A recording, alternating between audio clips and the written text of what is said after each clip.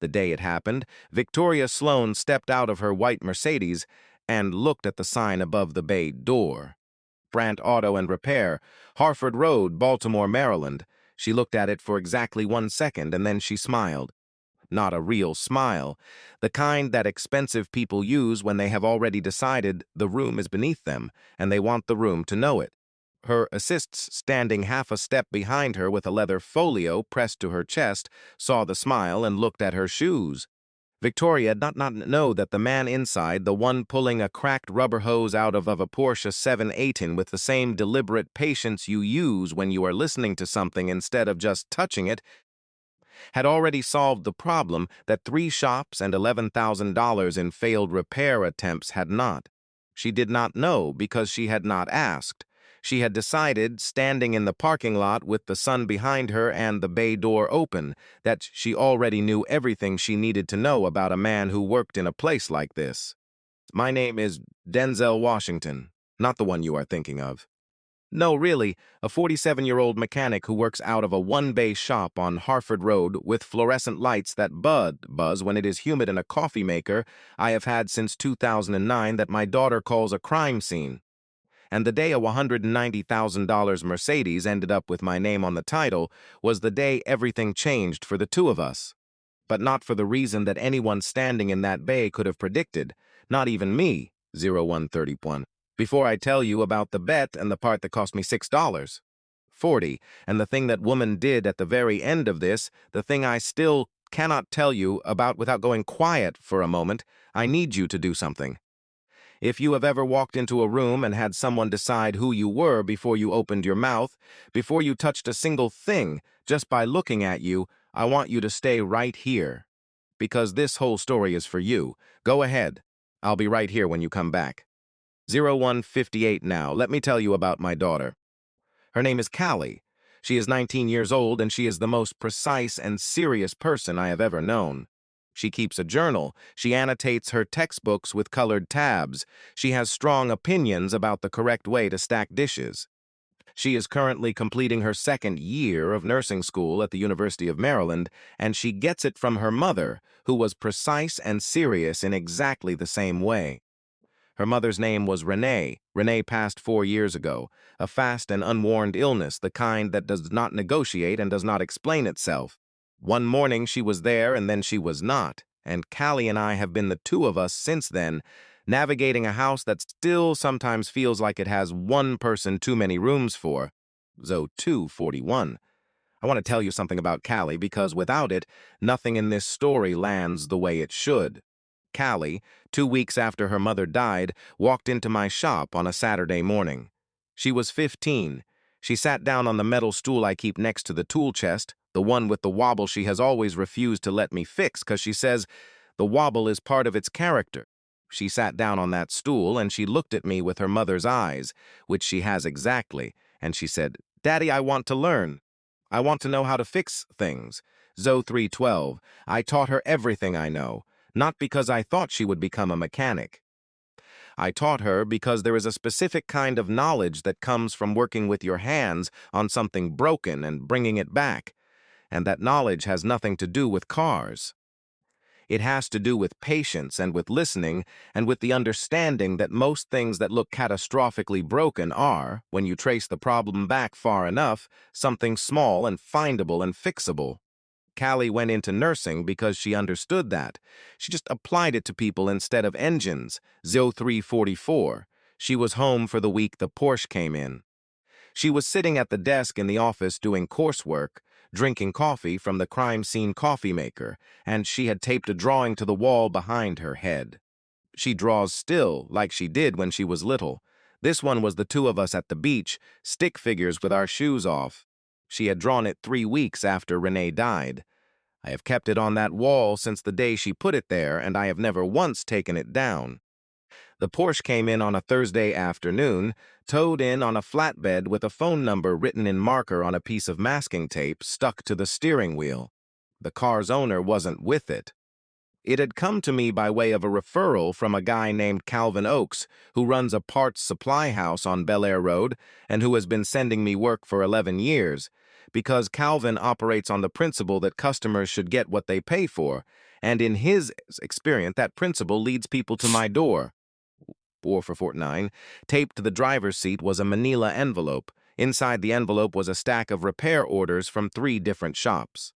I stood at the workbench and read through them the way you read a case file, which is what they were.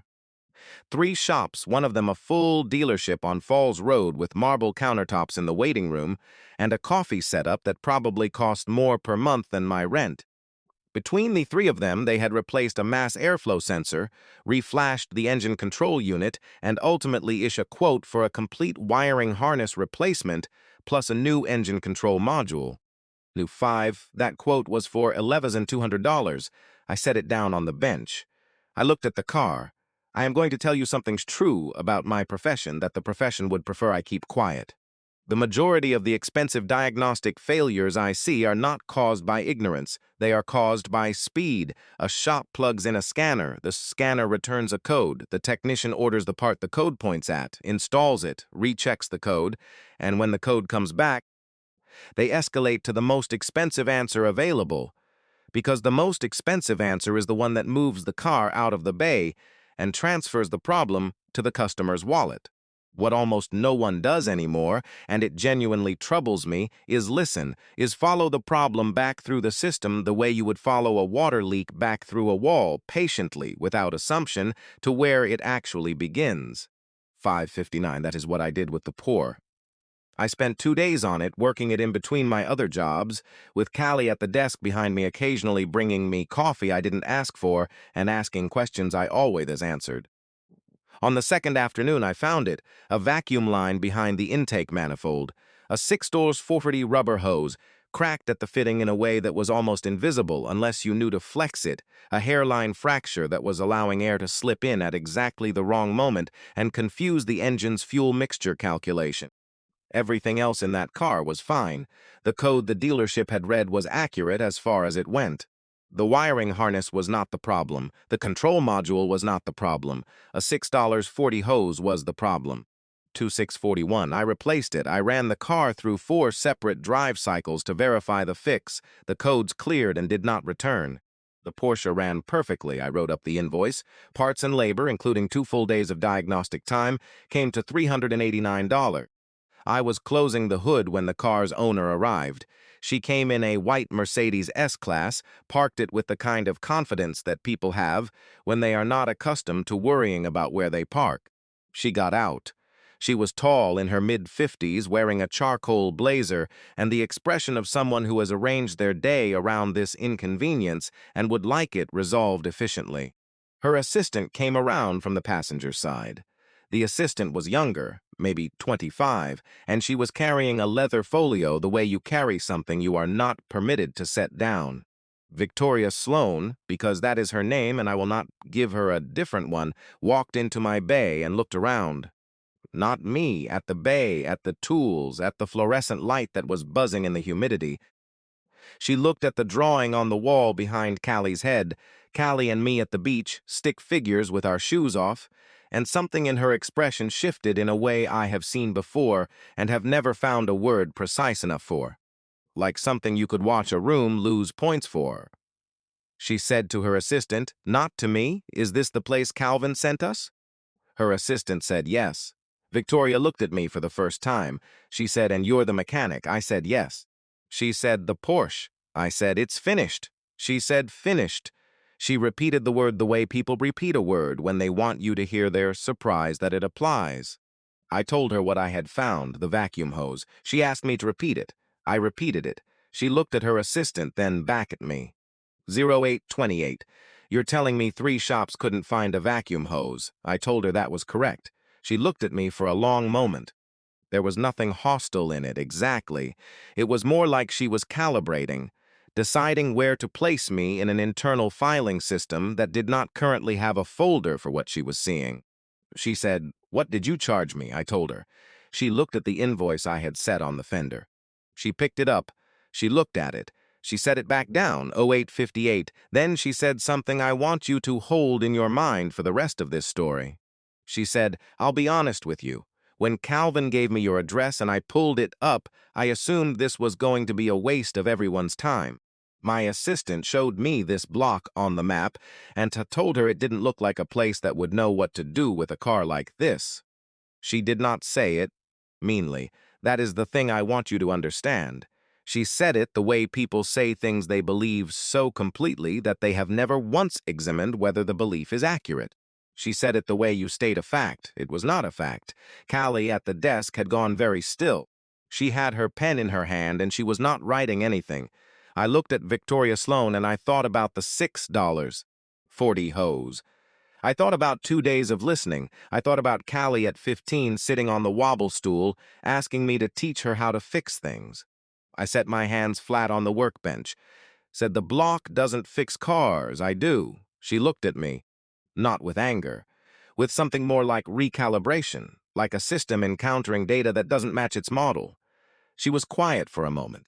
Then she said, fair enough, she paid the invoice in full. She was almost to the door when she stopped.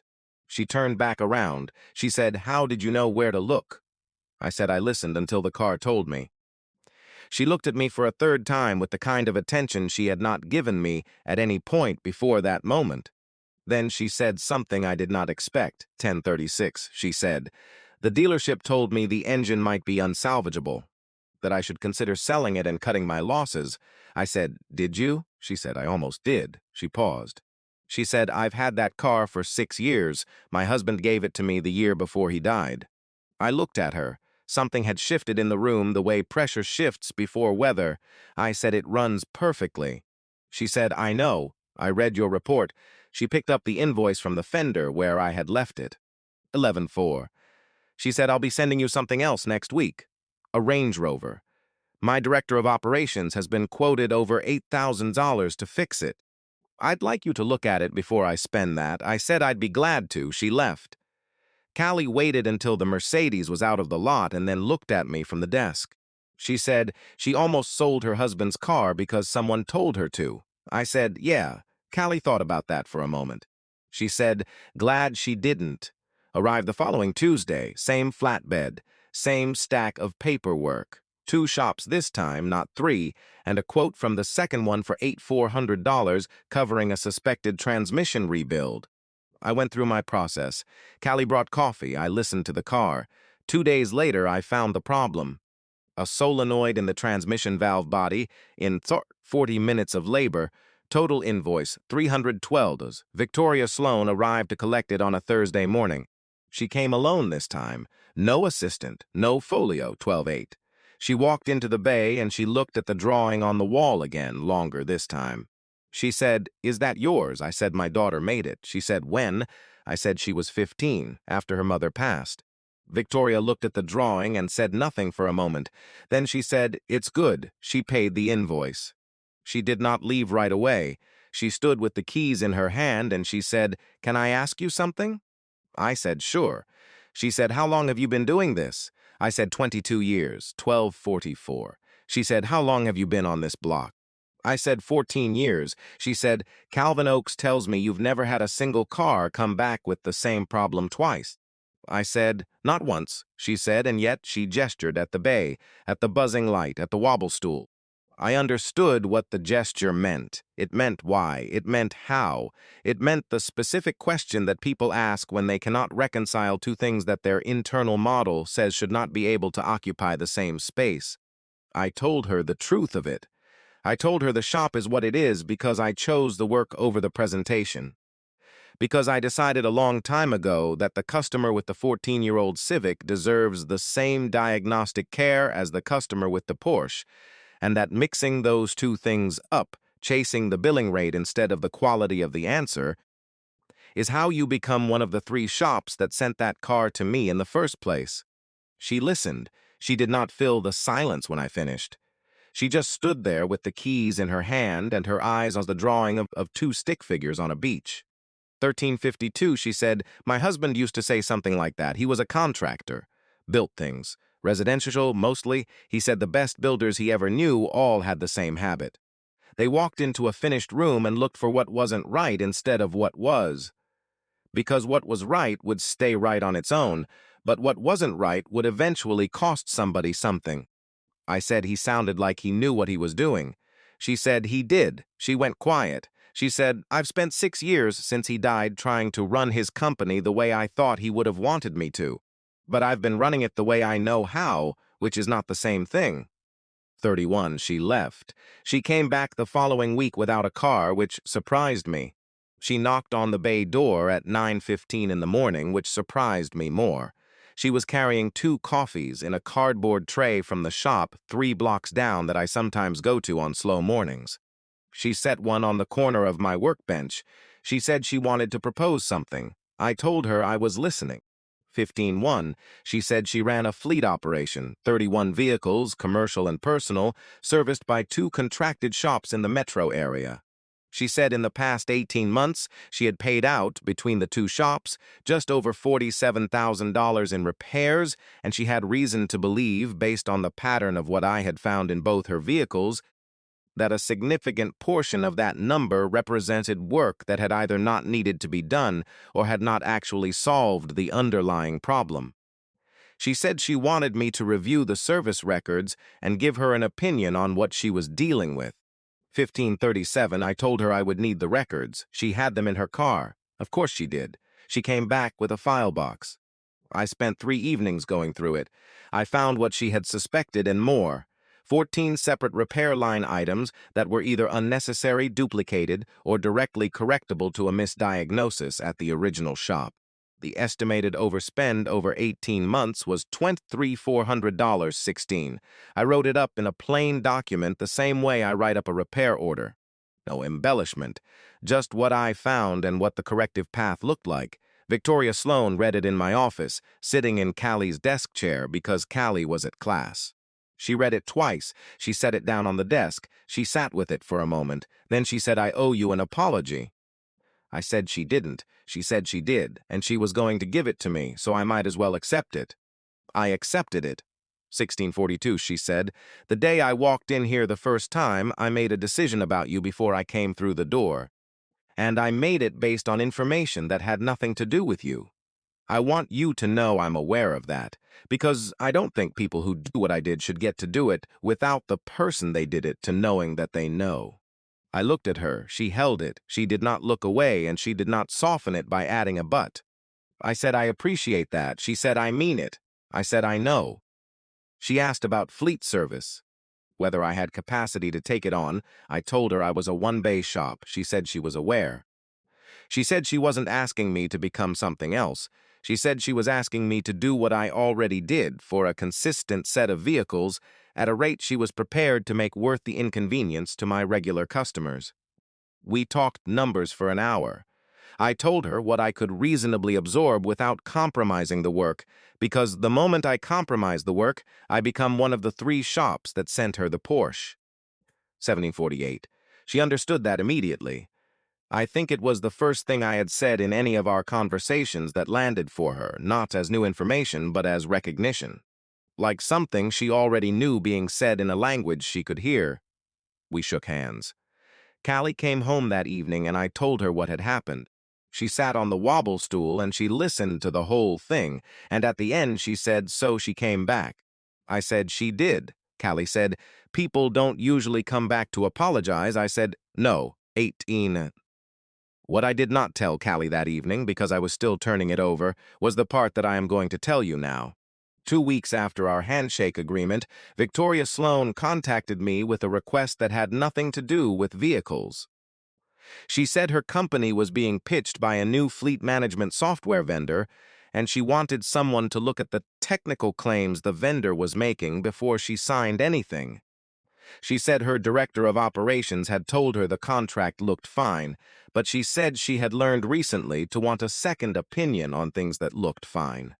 1858, I told her I was a mechanic, not a software evaluator. She said she was aware. She said the reason she was asking me was not the software. It was the thing she had watched me do with both vehicles, which was trace a problem back through a system patiently and without assumption to where it actually lived, and she thought that process, whatever it was called in my industry, was exactly what she needed applied to a contract that her team had looked at and found acceptable. I thought about it overnight. I looked at the contract, 1931. It took me 2 evenings. What I found was not fraud, exactly.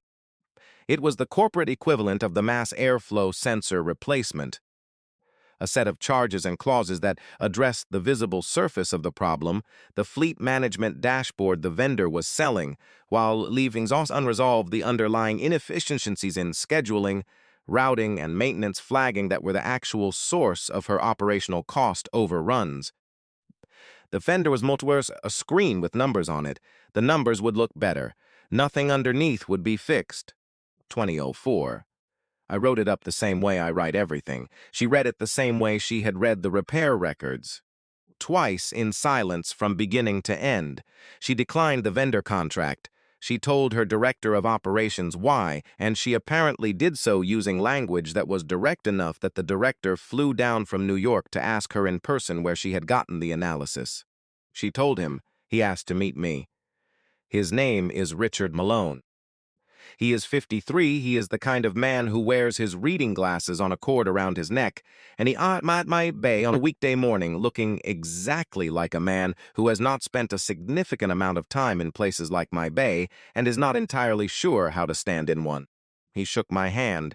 He said Victoria had spoken highly of me. I told him I appreciated that. She said, you have a way of finding what's actually wrong. I said, I try. He stood for a moment with his hands in his pockets and looked at the Porsche I had in the bay, someone else's Porsche, a different one, a different problem. He said, what's wrong with that one?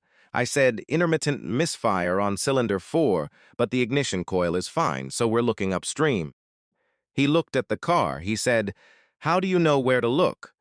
I said, you start with what it is doing and you work backward through everything it needs to do that correctly until you find the place where those two things stop matching. He looked at me for a moment. He said, that's what she said you'd say, something like that. 2147. He asked if I would be willing to consult periodically on operational questions for the company. Not full-time, not in any official capacity. Just as a resource available when they had a problem that looked like one thing and might be another. I thought about what that would mean. I thought about the work in the bay and whether the consultation would compromise it. I told him what I had told Victoria. The moment I stop being able to do the work correctly, everything else stops mattering. He said, I understand. I said, then yes. I want to stop here and tell you about the day it collapsed. Because this story is not only about the things that went right. There is a part of it that went wrong in a way I did not see coming, and I think it is the part that matters most. 6 months into the consulting arrangement, Richard Malone called me on a Tuesday evening. It was 7:48 p.m. I remember because I just gotten home and Callie had made pasta, and I was standing at the counter with a fork in my hand when the phone rang. 22:57, he said, I need to tell you something, and I would rather you hear it from me than through some other channel. He said that 3 weeks earlier, the director of their mid-Atlantic operations, a man named Stephen Garrett, had been approached by one of the vendors I helped Victoria decline, and that Garrett had, without Victoria's knowledge, begun negotiating a revised version of the contract directly. He said Garrett had apparently characterized my consulting role to the vendor as informal and non-binding, and had positioned my analysis of their original contract as the opinion of a mechanic who had no qualifications to evaluate business contracts. 2336. He said the vendor had used that characterization to approach 4 of Victoria's board members independently and question the basis of her decision. He said Victoria had found out about it that morning. He said she had terminated Garrett's employment that afternoon. He said Garrett had retained an attorney and was claiming wrongful termination on the basis that my analysis had been used improperly in a business decision. He said Garrett's attorney had requested documentation establishing my qualifications. 2411, I stood at the counter with the fork still in my hand and I listened to all of it. Callie was watching me from the table. I said, what does Victoria need from me? He said, nothing, legally. He said my consulting had been informal and any claim that it was improperly applied would be for Victoria's legal team to address, not mine. He said he was calling me because Victoria had specifically asked him to tell me herself, but couldn't make herself do it, because she felt the situation was her fault for not formalizing the arrangement in a way that would have protected me from this kind of use. 24:48. I said, "Tell her it isn't her fault." He said he would. He paused. He said, "For what it's worth, the board looked at Garrett's complaint, reviewed your analysis, reviewed the vendor contract you recommended declining, and sided with Victoria. The complaint has no basis. Garrett is gone, but I thought you should know the shape of it." I said I appreciated that. I hung up and stood there for a moment. Callie said, "What happened?" I told her. She listened to the whole thing. 21. When I was done, she was quiet for a moment. She said, "So someone took what you figured out and tried to use it to make you look small." I said, "Yeah," she said, "and it didn't work." I said, "No." She said, "Good." She went back to her pasta. I stood at the counter for another moment. There is a drawing on the wall of my shop, two stick figures on a beach with their shoes off. Callie made it when she was 15. I have never taken it down. Some things you keep in front of you because as they remind you what the work is actually for. 25:54. What happened to Stevens Garrett matters, and I want to be precise about it because precision is the entire point. Garrett filed his wrongful termination claim. Victoria's legal team reviewed the consulting documentation, reviewed the vendor contract I had analyzed, and reviewed Garrett's communication records with the vendor, records which included, as it turned out, a series of emails in which Garrett had been corresponding with the vendor about the contract for 2 months before Victoria had ever asked me to look at it. 2 months, while she was being pitched, 26:31, the legal team concluded that Garrett had been actively engaged with the vendor in a way that was both undisclosed and directly contrary to his obligations to the company. The wrongful termination claim was withdrawn. Garrett's own attorney withdrew from the case 6 weeks after filing it. The vendor, whose company was exposed in the discovery process as having paid consulting fees to Garrett during the period he was evaluating their contract, faced a separate civil action from 2 other clients who had also signed agreements during that same period. That case settled. The numbers are sealed. 27:9 Victoria called me herself the day the claim was withdrawn. She said, "I want to tell you I'm sorry this happened." I said, "How did you know it would resolve this way?" She said, "I didn't." I said, "Then it wasn't something you needed to be sorry about." She said, "I'm sorry it happened to you." I said, "I know." She said I should have formalized the arrangement from the beginning. I told her that even if she had, a man determined to be dishonest would have found another door. She was quiet for a moment. 27:44, she said, "My husband used to say that dishonesty doesn't care about the lock on the door, it cares about finding a window." I said he sounded like someone who had seen enough of it to know. She said he had. She said he also said that the most reliable protection against it was building relationships with people who made it obvious by the way they worked what kind of people they were. She said, "That's why I'm calling, to tell you that I know what kind of person you are, and I'm sorry it took a problem to show me." 28:18. We worked together for another 14 months. Callie graduated from nursing school on a May afternoon that was so warm the programs people were holding over their heads to block the sun went soft at the edges from the moisture in the air. I was in the 3rd row. Victoria Sloan was 4 seats to my left. She had asked if she could come. I had said yes. Callie walked across that stage with her mother's face and her mother's precision and that particular composed expression she makes when she is trying not to let anyone see that she is moved, and I sat in the 3rd row and allowed myself, just for a moment, to be completely unable to speak. 28:59. Victoria looked over at me. She did not say anything. She just looked at me the way someone looks when they are witnessing something they understand is not theirs, but that they are grateful to be near. Then she looked back at the stage. After the ceremony, Callie found me in the crowd. She hugged me for a long time. Then she stepped back and looked at Victoria. She said, "Thank you for coming." Victoria said, "Thank you for letting me."